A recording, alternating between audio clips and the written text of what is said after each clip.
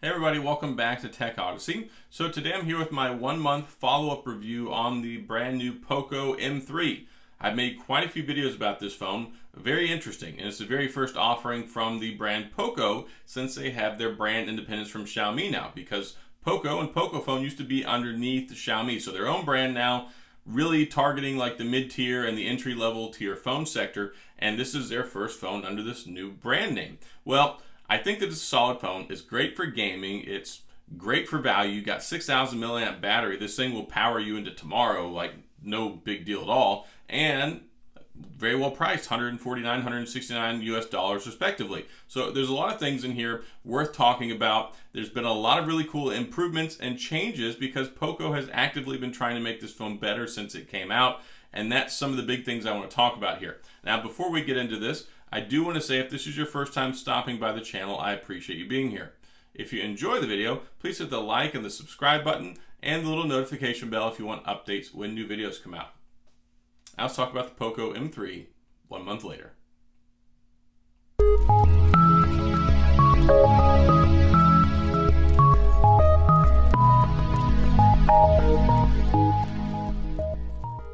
So the POCO M3 is a very interesting phone. 149, 169 US dollars. It's running MIUI 12 based off of Android 10, so it's pretty darn relevant and pretty up to date. The important thing about this phone is they have specifically put out 2 performance improvement updates since this phone has come out. Maybe more than that, but I know at least 2. I made a video about it before, talked about it. It did seem to make some improvements across the board. This one, they just came out with it not too long ago as well, really seems to have actually really improved the performance. And that was one of the hangups I had with this phone. It has a Snapdragon 662, which is a very capable, very powerful chipset, especially in the mid-tier department, but it just didn't feel like it was taking advantage of it in the day-to-day system usage on the user interface and the performance on the phone. Like if you opened up a game and it loaded and you started playing it, it would be fine. You can play PUBG, you can play Call of Duty Mobile on here, no problem. Well, whenever you try to do other stuff though, like the switching back and forth between the apps, all the page scrolling and flipping and turning and using the phone, yeah, it felt a little laggy.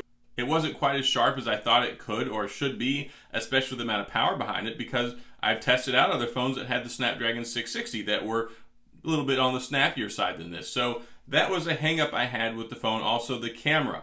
The camera, whenever it first came out, didn't seem like it was the greatest in the world. I had some complaints about that.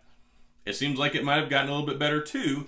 The only thing that hasn't really increased is the snappiness of the fingerprint sensor, and maybe by a hair, but it's still a little on the slow side there. But as far as the actual day-to-day performance of the phone, it is much faster when it comes to doing a lot of just the normal stuff. Like it doesn't slow down, it doesn't get choppy, it doesn't lag between the screen switching. So I like what they did there. I think that it matters, and I think that's important because it shows a commitment from POCO that they really want to make this a good phone. I mean, it was already a good phone at $149, $169, and if you got one on the introductory price when it came out at $129 or $149, that's an even better deal. So talking about having all-day battery, 6,000 milliamp battery, that will carry you over in the next day, no problem. It's got a 1080p LCD screen on it, stereo speakers. That's not something that I've seen in a phone this cheap before. Headphone jack. You've got the cameras on here, which are pretty capable. I wouldn't have said that, and I didn't say that a month ago, but it does seem like they've made that a little bit better too. So I took some pictures here. Now, just so you can see the difference. I took this picture before, and like the skin tone seemed kind of washed and flattened out. I mean, I wasn't overly impressed with it, and I have ideal lighting in here. And then I took this one today, and like, yeah, it looks better to me. I mean, maybe it doesn't show up as well on the screen, but I feel like there's an improvement there, and I really feel like the primary shooter looks better too. I took this picture in my office, and I was really happy with it. I was like, hey, this looks pretty darn good. So that does seem to have been improved. Hopefully it gets better and better as we use it more and more, and they come up with more software fixes and updates and stuff like that. But the biggest thing with this is, look, we already knew it could play games. We already knew it lasted all day long. I wanted to know kind of what the commitment was from POCO in trying to make this phone better. They have definitely answered that. Again, like I said, I made a dedicated video before about the software update to improve the system optimization and the performance. They came out with another one, and I was like, okay, I'm glad that they're doing this. Let's see if it actually works. And yeah, I've been testing it out and I've been much happier with it. And that's a win-win for consumers who are looking to get this phone, and it's also a win-win for people who already have the phone. At $150 approximately, there's not a whole lot out there that really competes with it. So I like that POCO has really moved into this sector to try and establish themselves in the low-end phone sector, also mid-tier, because there's not a whole lot of brands that really compete there that have a big name. Everybody knows POCO, and POCO is associated with value and performance. They have done some really good things with their POCO phones, and also like the POCO X3 NFC I reviewed earlier this year. Really, really solid phone. Absolutely love it. So I expected good things whenever this phone came out.